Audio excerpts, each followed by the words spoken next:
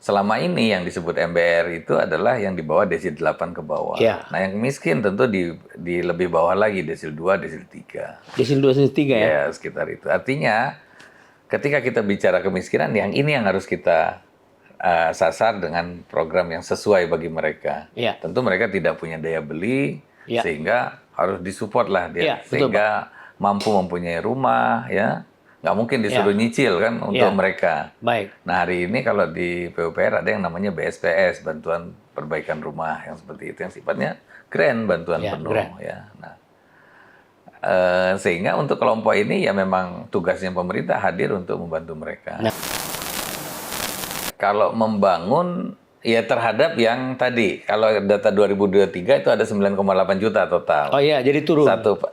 Ya turun. Ya. Lalu yang ada di desil bawah 1 dan 2 tadi ada sekitar 16%-annya. Ya, berarti 1,6 juta ya. Ya, itu yang harus disediakan rumah dalam waktu tertentu. Ya. Tetapi sekali lagi ada juga yang tinggal di rumah yang tidak layak huni. Nah, ini juga justru angkanya lebih besar yang harus kita carikan program bagi mereka. Ya. Jadi tidak hanya fokus menyediakan rumah, membuat mereka punya rumah, Ya. tapi memperbaiki rumahnya menjadi layak huni, Ya, itu juga ya. jadi PR kita. Ya. Harusnya dengan dia punya rumah, nanti kualitas hidupnya makin baik, Ya. artinya kemiskinannya berkurang. Baik. Seperti Nah,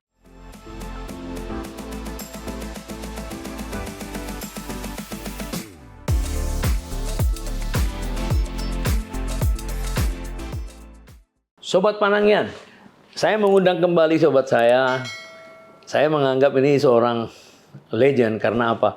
Dia menguasai keuangan, pendanaan, padahal beliau ini adalah seorang insinyur ya. Nah, dia adalah Dirjen Pembiayaan Infrastruktur dan Perumahan, sekaligus perumahan di bawah PUPR. Siapa lagi kalau bukan Pak Heri Teja. Selamat datang, terima kasih Pak Heri ya, luar biasa. Nah, kemarin saya memberikan semacam diskusi soal 3 juta rumah di desa ya. Nah, menurut pandangan Pak Heri bahwa di desa itu memang betul ada sebuah keprihatinan mengenai perumahan ya. Jadi memang desa itu perlu di touch, kira-kira gitu kan. Jadi saya sangat bergembira mendengar itu. Namun ada persoalan kemiskinan ini sebenarnya yang disebut-sebut miskin itu kan 23 juta.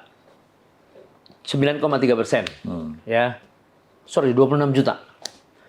Nah, bagaimana menurut Pak Heri pendekatan kemiskinan, penanganan perumahan dengan pendekatan kemiskinan, arti targetnya? Ya, yang pertama tentu kalau kita bicara 3 juta ya, itu angka yang ya makin besar. Saya selalu beranggap kita memang harus men-scale up, karena problemnya besar, semakin besar ya semakin baik. Tapi tentu angka yang besar punya konsekuensi juga yang besar. Betul. Nah, yang kedua, apapun itu harus sejalan dengan kebutuhan, dengan permasalahannya. Ketika kita bicara perumahan, tentu ini kan terdistribusi ya. Kalau menurut desil ada di layer bawah BOP, bottom of pyramid, ada yang di middle, ada yang di top. Betul. Nah, selama ini yang disebut MBR itu adalah yang di bawah desil 8 ke bawah. Nah, yang miskin tentu di lebih bawah lagi, desil 2, desil 3. Desil 2, desil 3 ya? Ya, sekitar itu. Artinya, ketika kita bicara kemiskinan, yang ini yang harus kita sasar dengan program yang sesuai bagi mereka. Tentu mereka tidak punya daya beli, sehingga harus disupport lah dia. Sehingga mampu mempunyai rumah, ya. Nggak mungkin disuruh nyicil kan untuk mereka. Baik. Nah, hari ini kalau di PUPR ada yang namanya BSPS, Bantuan Perbaikan Rumah, yang seperti itu, yang sifatnya grant, bantuan penuh. Ya. Nah, sehingga untuk kelompok ini ya memang tugasnya pemerintah hadir untuk membantu mereka. Nah, yang menarik bagi saya dalam desil piramide itu dilihat dari backlog kan 12 juta terdistribusi. Backlog sebelum 2023 ya. 21 ya. Ya. Angka yang paling bawah itu cuma 17%, 16%. Ya, gitu Pak. Iya. Ya, jadi cuma 1,9 ya. Waktu 12 juta. Kalau untuk setelah di press jadi ini sekitar 1,6 juta dia. yang benar-benar harus di grant ya, desil 1 ya, yang tidak punya kemampuan. Itu kan pemilikan. Iya, pemilikan. Kita lihat di kualitatif yang udah punya rumah tapi tidak layak huni, itu angkanya Lebih besar. Justru lebih ya, besar. Biasanya 1 banding berapa gitu ya. Nah, itu angkanya lebih besar daripada yang perbandingannya ya sekitar 1 banding. Kalau sekitar 28% dari kelompok 26 juta. Jadi cukup besar angkanya. Oh, 28% ya. Kalau yang kepemilikan memang angkanya hampir sama dengan yang di atas. Ya, 17-16%. Ya. Nah, berarti gini, kalau ada program pemerintah untuk katakanlah membangun baru, membuat rumah. Berarti targetnya yang inilah 1,9 juta ini ya? Kenapa? Backlognya. Kalau membangun, ya terhadap yang tadi. Kalau data 2023 itu ada 9,8 juta total. Oh iya, jadi turun. Turun. Ya. Lalu yang ada di desil bawah, 1 dan 2 tadi, ada sekitar 16%-annya. Ya, berarti 1,6 juta ya? Ya, itu yang harus disediakan rumah dalam waktu tertentu. Ya. Tetapi sekali lagi, ada juga yang tinggal di rumah yang tidak layak huni. Nah, ini juga justru angkanya lebih besar yang harus kita carikan program bagi mereka. Ya. Jadi tidak hanya fokus menyediakan rumah, membuat mereka punya rumah, tapi memperbaiki rumahnya menjadi layak huni, itu juga jadi PR kita. Ya, nah menarik juga berarti karena apa? Artinya paling tidak pemerintah akan berhasil menghilangkan backlog di desil itu. Iya. Hanya one shot udah selesai. Ada 2 jadi 1. Harusnya dengan dia punya rumah nanti kualitas hidupnya makin baik, artinya kemiskinannya berkurang. Baik. Nah, penanganannya kalau misalnya benar-benar baru, pemerintah bolehlah fleksibel. Kalau Anda punya tanah, ya di tanah Anda itu kami bangun. Iya. Harganya sekian karena sudah ada desainnya misalnya. Tapi kalau Anda benar-benar nggak punya tanah, udah kami yang cari tanah. Berarti ada developer atau perorangan atau ya kelompok masyarakat langsung dikasih juga di situ. Iya. 1,9 selesai. Betul. Jadi kalau prinsipnya kan ada 3 kalau saya lihat. Yang pertama KP yang dikenal dengan KPR. Kalau kita lihat dari seluruh kelompok ya, kredit pemilikan rumah. Kalau kita fasilitasi dengan bank. Yang kedua ada yang namanya kredit konstruksi pembangunan rumah. Kalau dia udah punya tanah, jadi kan tidak harus disuruh beli di tempat lain, jadi dikasihkan kredit sehingga dia bisa membangun di sana. Nah, yang ketiga renovasi, kredit renovasi. Nah, kalau lihat kebutuhan jumlahnya itu kurang lebih ya 1, 2, 4. Jadi satu KPR itu jadi 1. Nah, 1 KPR itu bisa jadi 2. Kalau di KRN bisa jadi 4, jadi itu kan 50 kalau seperti itu. Nah, sehingga memang jumlahnya bisa makin besar untuk yang perbaikan. Nah, itu kalau di ranah yang memang dia punya kemampuan untuk punya keekonomian untuk mencicil tadi, punya daya beli. Nah, tapi kalau di kelompok yang lebih bawah, nah ini kembali memang peran pemerintah harus hadir di sana dan mereka harus mampu. Nah, membuat dia mampu, inilah yang harus dilakukan pemerintah. Bisa sampai 100, kalau memang dia tidak ada daya beli sendiri untuk hidup aja susah, disuruhnya. Artinya 100% pun disediakan, layak untuk disediakan pemerintah untuk itu. Nah, ke segmen yang lebih atas, mungkin bantuan pemerintahnya tidak harus sama. Kalau sekarang kan semua diberikan bantuan sehingga mampu mencicil dengan 5%. Apakah dia di desil 4, desil 8, ini kan berbeda daya belinya. Harusnya berbeda juga treatmentnya. Nah, ini sekarang diberikan sama. Nah, kembali ke keadilan tadi, seyogianya memang untuk yang lebih kelompok yang lebih tinggi, manfaat yang diberikan pemerintahnya bisa lebih kecil. Sehingga ini bisa dimanfaatkan untuk yang lebih membutuhkan. Jadi konsep keadilannya tidak harus adil, itu tidak berarti sama untuk semua. Iya dong. Dan satu lagi karena jumlah yang backlog besar, kualitas itu jauh lebih besar dibandingkan dengan, ya itu kan kenyataannya gitu. Dan memang kecenderungannya yang diperhatiin backlog kepemilikannya, padahal masalah besar itu justru di kualitas rumah yang tidak layak huni tadi. Nah, itu kenapa terjadi? Kenapa? Kenapa jadi orientasinya backlog? Ya memang program kita kan memang saat ini masih terbatas ya. Tapi ke arah ke sana sebetulnya ada yang namanya BSPS ya. Ya.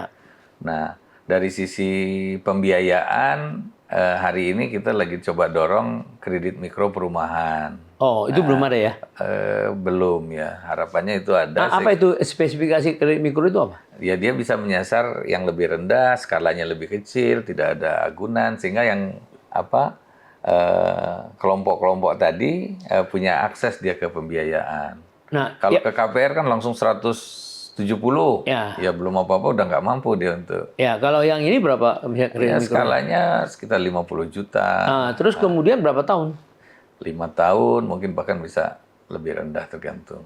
Suku bunganya? Suku bunga, nah ini yang tantangannya. Hari ini mereka dapat di pasar kan besar, karena makin sulit makin tinggi bunganya. Oh, makin sulit. Makin kecil, Makin kecil.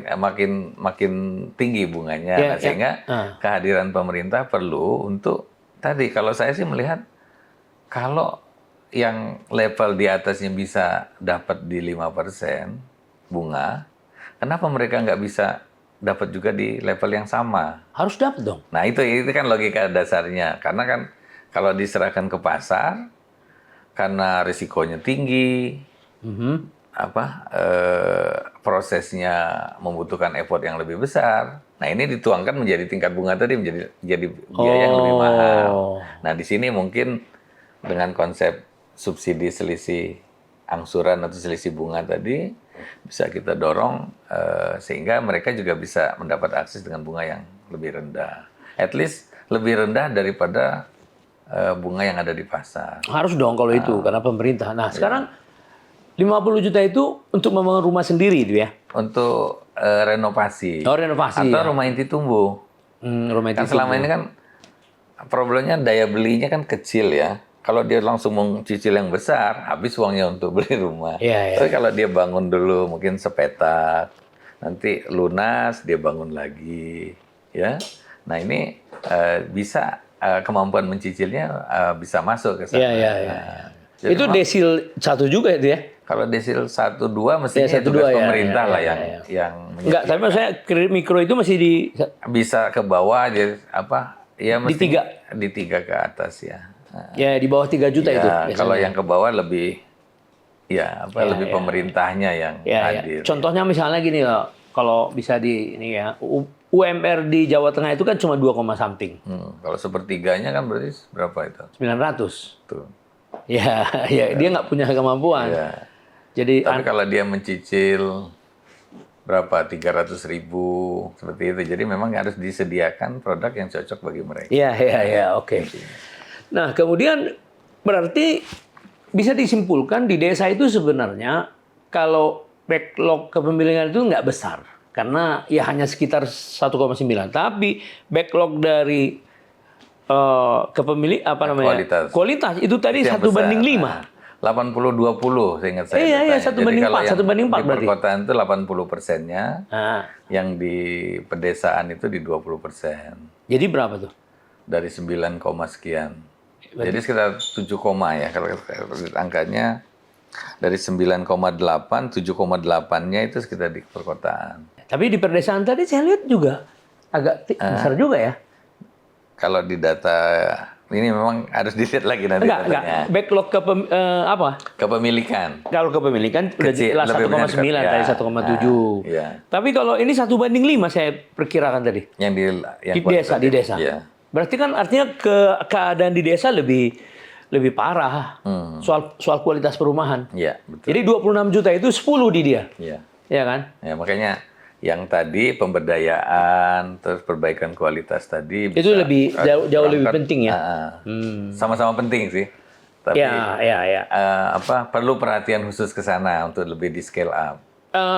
Intinya kan gini Pak, kalau pemerintah kan mau memperbaiki kesehatan masyarakat, terutama stunting, karena menurut BKKBN 60% stunting itu karena kondisi rumah yang tidak memadai, ya kan. Jadi kualitas itu memang keharusan. Iya.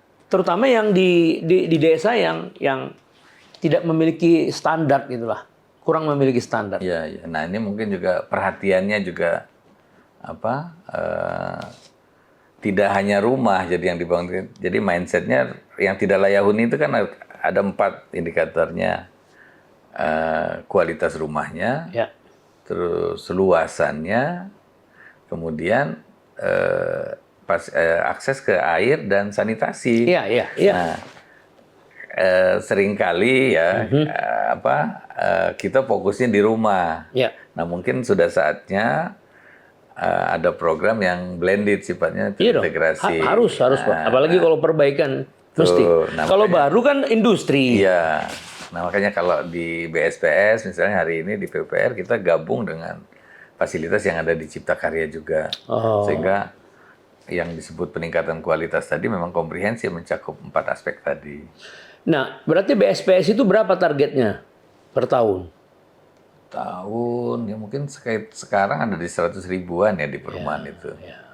Sementara kalau FLPP ada di sekitar 220 ribu. Maksud saya 100 ribu ini sangat kurang karena kalau tadi ya, jumlahnya besar. Betul. memakai dalam program pemerintah yang baru 3 juta seluruhnya dan anggaplah 1,5 juta adalah BSPS. BSPS dan berbagai inilah ya. Ya variannya nanti lah mungkin ya. Tidak ada juga bisa aja digabung dengan kredit mikro misalnya sehingga lebih besar jumlahnya ya. Berarti artinya gini loh, dalam 5 tahun ke depan kalau ini konsisten 7,5 juta bisa diperbaiki kualitas. Ya kan? 7,5 juta loh. At least sepertiga kan? Iya. Jadi angkanya udah mulai signifikan. Iya, signifikan lah, ya kan? Nah, kalau dalam supply juga tadi gitu. Karena ada 3 juta, kalau dalam 5 tahun itu misalnya 10 juta aja gitu. Yang baru ya, baru. 10 juta, backlognya itu udah hampir hilang setengah. Nah, jadi signifikan juga. Betul. Jadi signifikan di perbaikan BSPS, signifikan di new construction. Iya. Nah, tinggal nanti ini kan kalau kita bicara lokasi kan ada 2 nih. Apakah dalam perkotaan ataukah di Pedesaan. Ya. Lalu nanti kita juga harus pikirkan hari ini dengan lahan yang terbatas, bagaimana kita juga shifting ke rumah vertikal. Ya. Nah, rumah vertikal yang rusun tadi, tentu nanti pertanyaannya mana yang sewa, mana yang milik. Jadi ada housing carrier-nya tersedia. Memang, jadi masyarakat punya pilihan tadi.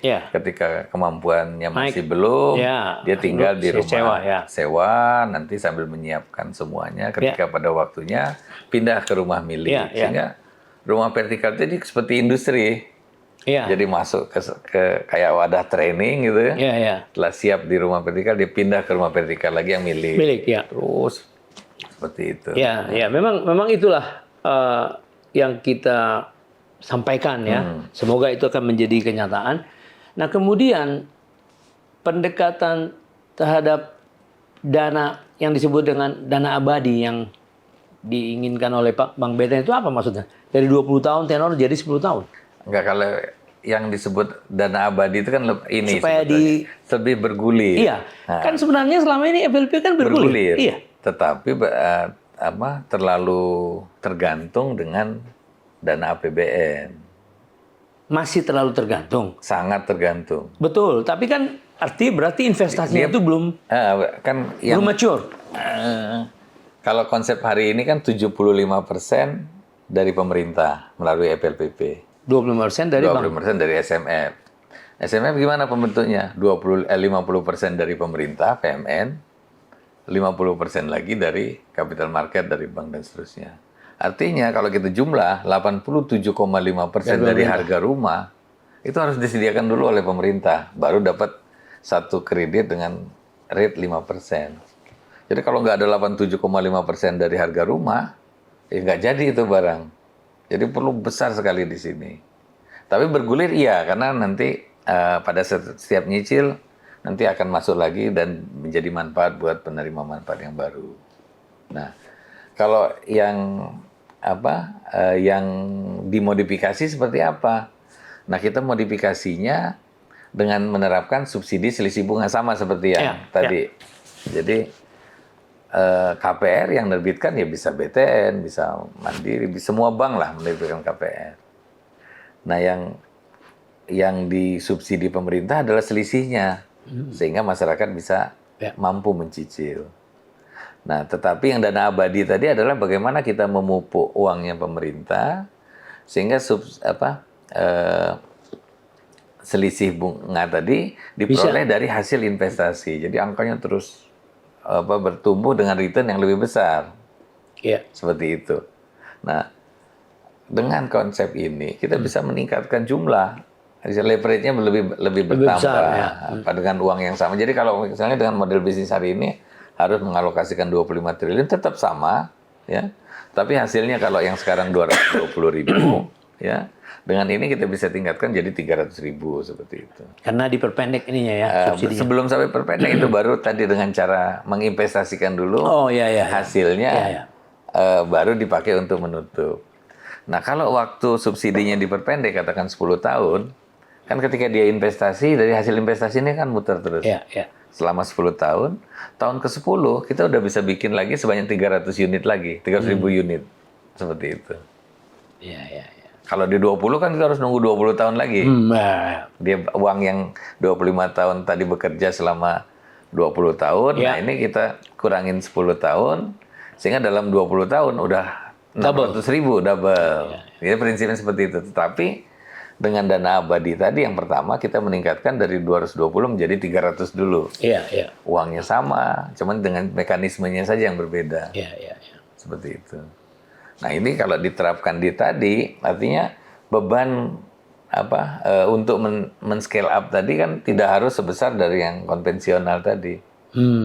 Nah, ditambah uang ini karena dia sifatnya dana abadi, sifatnya investasi, ya dia terus ada dan bisa dimanfaatkan. Jadi in the long run kita bisa strukturkan itu kapan nanti dana pemerintahnya harus berhenti. Ya, kalau atau tidak berhenti lah, tapi dia menurun. Sehingga ya lebih berkesinambungan. Ya, jadi sebenarnya intinya kalau backlog kepemilikan ini bisa katakanlah diselesaikan dalam 20 tahun. Ya, 2045 juga bagus menurut saya. Kalau bisa lebih cepat lebih baik gitu. Enggak, 20 tahun lah. Jadi 500.000 kan? Iya. 20 tahun itu kan 2045 ya. Sekarang kan 20. Ya. 500.000 per 500.000 ditambah lah. Kan ditambah pertumbuhan. Ya, sekitar 700 sampai 750. 700 sampai 750. Berarti 1,25. Nah, 1,25 per tahun harus disuplai selama 20 tahun. Walaupun ada pertumbuhan keluarga yang menurun juga nanti. Ya. Nah, berarti kan kebutuhan rumah itu kalau dilihat berarti kan sekitar 25 juta lah kurang lebih. Kan 125 dikali 20. Tapi kan ada penurunan sedikit ya mungkin 24 juta dalam 20 tahun. Nah, kalau ditarik lagi kalau memang konsisten 1,2 per tahun. Nah, kalau pemerintah sekarang ini konsisten lagi dengan pemerintah yang akan datang misalnya. Berarti, selesai dia. Nah, berarti kita sudah di on the right track. Itu maksudnya. Jadi kalau kita masuk ke tunnel itu, udah kebayang ujungnya. Udah. Karena udah kelihatan besarnya. Atau kalau ke Semarang, oh ini udah KM 300, tinggal 100 kilo lagi. Iya. Kurang lebih lah. Ya, program memang seyogianya seperti itu. Jadi kita punya punya bayangan effort kita harus seperti apa.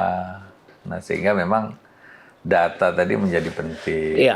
Jadi basisnya data, lalu dengan data ini kita proyeksikan berapa yang harus kita tangani, berapa yang dibutuhkan untuk menangani tadi.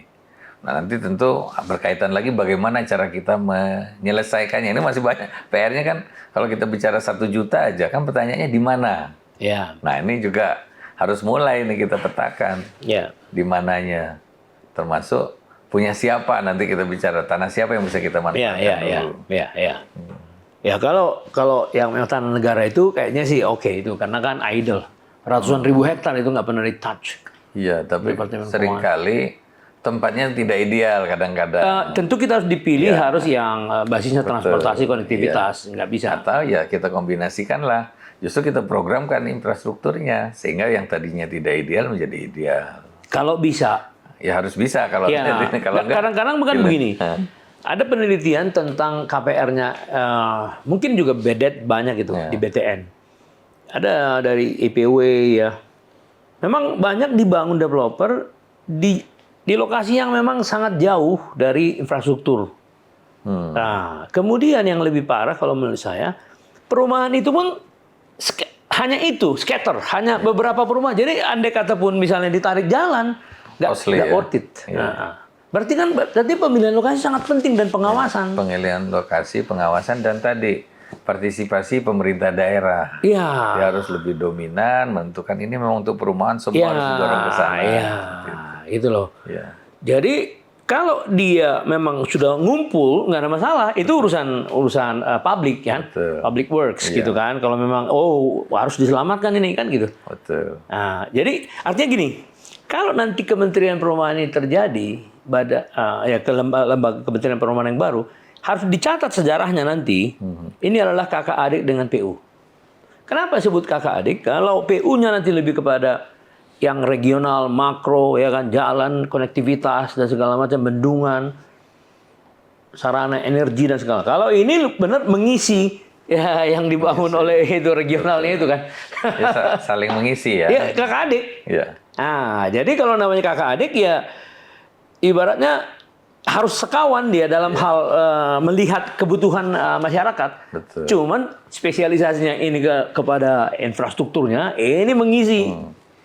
Nah, kalau terjadi matching, memang udah luar biasa nih. Ya kalau bangun jalan tol aja misalnya, kan butuh yang lewat itu. Justru itu. Nah kalau kita hanya bicara jalan tolnya jadi beban dia. Tapi ketika kita bicara dengan pengisinya nanti, baru dia ada nilainya. Ya itu dikeluhkan oleh Apindo kemarin dalam diskusi bahwa ya kami nggak diajak melihat jalan tolnya sehingga ketika dibangun terus nggak ada ini. Ya tapi Kak saya bilang itu soal komunikasi itu kan Pak. Itu soal persepsi juga. Atau dibalik artinya ini infrastruktur sudah ada, terbuka, investasi apa yang bisa dilakukan di sepanjang koridor yang menurut saya membuat meng-create nilainya akan lebih mudah dibanding nggak ada infrastruktur tadi. Ya memang sih, tapi dalam properti memang ada sedikit uniknya gitu. Jadi location. Jadi di mana gula banyak belum tentu ada, kadang-kadang belum tentu ada semut. Tapi di mana semut banyak, di situ dikasih gula langsung habis. Ya contoh lah pik lah, contoh. Iya. Di situ kan banyak banget semutnya. Dikasih apa aja masuk gitu. Tapi kan kalau kita bicara dulu sebelumnya kan nggak ada apa-apa juga. Ya betul. Tapi kan infrastrukturnya yang dia bangun itu kan nyambung dengan infrastruktur yang ada. Kalau nggak ada tol JLB yang nggak ada itu, nggak ada ceritanya itu. Itu hanya karena dekat dengan airport. Dan semua pengusaha-pengusaha yang dari daerah yang mau ke Jakarta, dia lebih memilih dekat dengan airport. Ya artinya pendekatan pembangunannya yang harusnya adaptif seperti yang tadi. Iya. Jadi artinya dulu ya Karawaci dibangun dengan model yang sama kan. Nggak ada apa-apa, dibangun 57 lantai. Kosong, benar-benar kosong. Gitu orang ngelihat juga ini kurang kerjaan. Iya, kurang lebih gitulah. Jadi demand will be create supply. Harusnya begitu. Iya. Jadi kalau supply terlalu berat, itu yang terjadi di Cina sekarang. Itu yang terjadi pada subprime mortgage dan seterusnya. Jadi rata-rata di dunia ini over investing atau over investment, overshoot, gara-gara memanfaatkan momentum moneter. Karena ketika suku bunga sangat rendah, semua orang masuk situ. Nggak ada istilahnya studi-studi, nggak ada. Begitu di ujung, nah itu terjadi kita tahun 98. Pak Heri. Saya kebetulan di situ sebagai konsultan restructuring. NPL itu 70%. Semua properti itu 70%. Ya itu sakininya, banyaknya yang kosong dan seterusnya kan. Ya. Tapi setelah itu memang sudah terjadi equilibrium ya. Nah, kemudian saya ingin memperdalam lagi mengenai pembangunan rusun. Mengapa pembangunan rusun di Indonesia ini nggak terlalu berkembang? Karena ada suatu survei yang dikeluarkan PUPR, loh, 98% memilih landed. Ya, di kategori landed itu kan ada cluster lah, apalah gitu. Tapi kayak landed, hanya 2% yang memilih. Ya, itu kan kalau kita merefer ke pemanfaat FLPP. Yang angkanya tadi. Oh. Jadi dari FLPP yang udah disalurkan, itu yang memanfaatkan rumah vertikalnya hanya sekitar 900 unit yang tadi. Bahkan mungkin lebih rendah dari itu kalau dalam persen. 2% kalau nggak salah. Nah, kalau saya ini kita coba bedah aja. Apa sih yang menjadi akar masalahnya? Nah, tentu setelah itu ya harus kita perbaiki di kemudian waktu ya. Nah kalau saya lihat kalau yang FLPP yang tentu ya ini interaksi ya. Yang pertama tentu dari KPR-nya sendiri 5% 20 tahun seperti itu. Kemampuan karena rumah vertikal tentu harganya lebih mahal daripada rumah landed. Kalau rumah landed di 170 yang sekarang ya. Yang vertikalnya bisa 2 kali lipat, iya, 350. Jadi yang tadinya bisa nyicil jadi enggak. Di kelompok yang sama nih. Oh iya dong, ya. Ketika naik 2 kali ya jadi nggak bisa mencicil. Nah, sehingga dengan 20 tahun dugaan saya nggak terlalu bisa untuk mencicil tadi. Terus yang kedua fasilitas pajak. Hari ini kan maksimumnya yang bebas PPN itu di 250. Ya. Padahal harga rumahnya hari ini ya di sekitar 400-an. Sehingga si pengembang pun akhirnya agak sulit untuk diajak masuk ke sini. Jadi pasokan juga terbatas. Ya. Nah lalu dua hal ini sendiri sudah mendorong tadi sehingga berkurang. Nah, terus memang kalau kebiasaan, tapi saya pikir kebiasaan itu pelan-pelan mestinya sih bisa berubah ya. Kalau kita lihat semua orang kalau tinggal di hotel ya, tinggal di lantai berapa juga nggak ada masalah sebetulnya ya. Nah, tapi ya tadi nanti tinggal kita coba buatkan program yang maksimal. Nah di dalam prosesnya juga untuk bagaimana membuat industri ini sehat itu juga mestinya harus kita bedah juga. Bagaimana swasta tadi bisa berinvestasi baik di rumah vertikal ya. Dan memberikan keamanan bagi penggunanya juga, itu juga satu isu barangkali ya. Iya, tapi kalau mereka lebih cenderung tidak mau melayani menengah ke bawah. Tapi demand-nya besar, Pak. Nah, tapi persoalannya balik lagi, mereka tidak melihat itu sebagai suatu katakanlah insentif. Dia lebih suka main dengan middle. Walaupun sedikit, walaupun terpecah-pecah di mana lokasinya, itu persoalannya. Jadi memang artinya kalau saya melihat ini kebutuhannya ada, besar. Kalau tidak kita sediakan, itu makin nggak produktif kita, mereka makin jauh, sehingga intervensinya perlu kita lakukan ke sini. Sehingga ya harus kita dorong tadi kalau memang masalahnya KPR, ya KPR-nya kita harus modifikasi. Pertama mungkin ya kita extend tenornya. Tidak 20 tapi 35. Tapera hari ini udah punya 35. Terus tapi kita bicara juga subsidinya apa memang butuh 35 tahun? Enggak dong. Hitung-hitungan 15 tahun cukup. Ya udah cukup 15 seperti itu. Satu. Terus pajaknya tadi bagaimana bisa bebas PPN seperti yang landed. Ini udah diusulkan ke Kementerian Keuangan, ya harapannya bisa segera ya.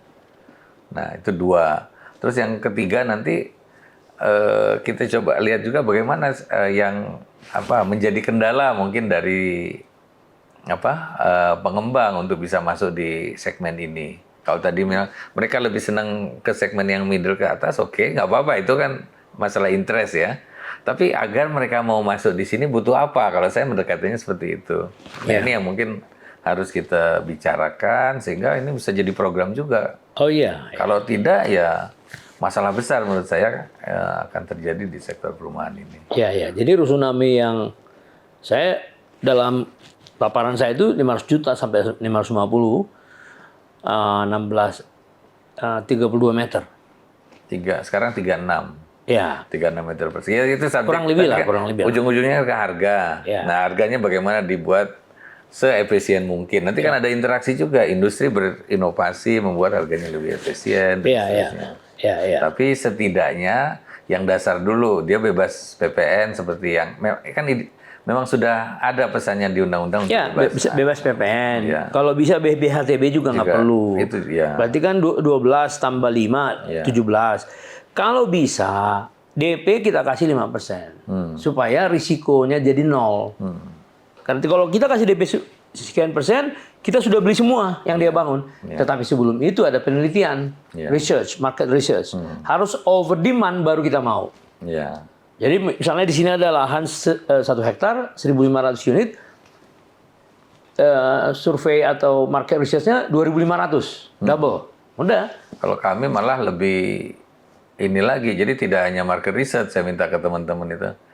Saya justru minta coba tanyakan ke calon pengguna, artinya ke pabrik, di lokasi yang mau dan punya kapasitas dia untuk mencicil. Jadi udah kita cek satu layer lagi malah, tidak hanya hasil riset pasar, tapi potensi pasar malah.